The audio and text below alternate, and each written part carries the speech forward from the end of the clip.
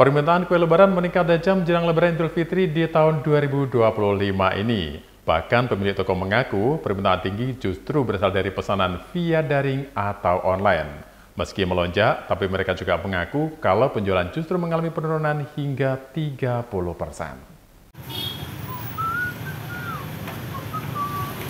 Perburuan kue lebaran terus mengalami lonjakan jelang Hari Raya Idul Fitri 1446 Hijriah yang tinggal menghitung hari.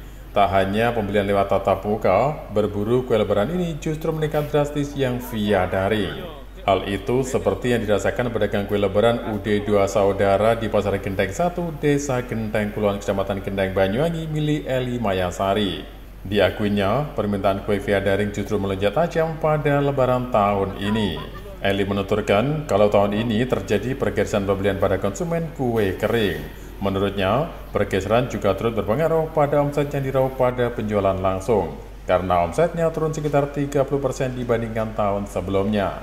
Tapi di sisi lain, penjualan via daring justru terkadang hebat hingga tembus 200%. Eli mengaku mampu menjual kue lebaran hingga 300 bal dalam sehari kepada para pembeli. Akumulasi penjualan itu digabung dari penjualan langsung maupun via daring. Beruntung, Eli sudah mengaktifkan toko online semenjak Ramadan tahun lalu yang ternyata bisa mengganjal penurunan penjualan langsung lebaran di tahun ini.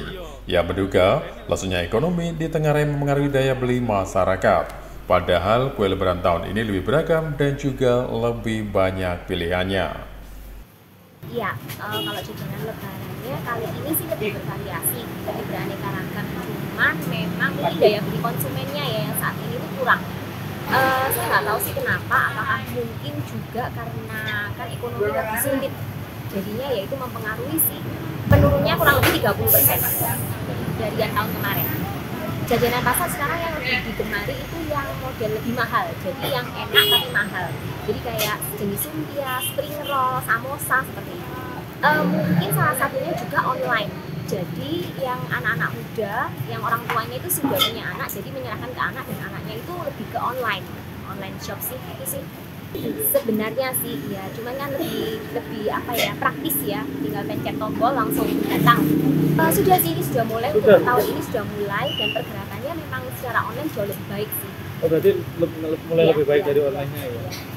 Penjualannya dibandingkan tahun yang kemarin, yang penjualan online tahun ini meningkat tajam. Dengan offline-nya yang menurun, jadi sebenarnya ya head to head-nya sama sih. Head to head-nya sama? Ya, satunya yang meningkat, satunya yang menurun. 200%. Malah. Ya. Meski mengalami peningkatan penjualan kue lebaran, dampak turunnya daya beli masyarakat membuat Eli pikir ulang untuk kulakan dalam jumlah besar. Dari pabrik yang biasa diambil stok barangnya, kini juga dikurangi. Akibatnya, hingga jelang lebaran ini, ia tidak dapat menambah stok kue kering. Dari Banyuwangi, Jawa Timur, Eko Purwanto, Nasional TV melaporkan.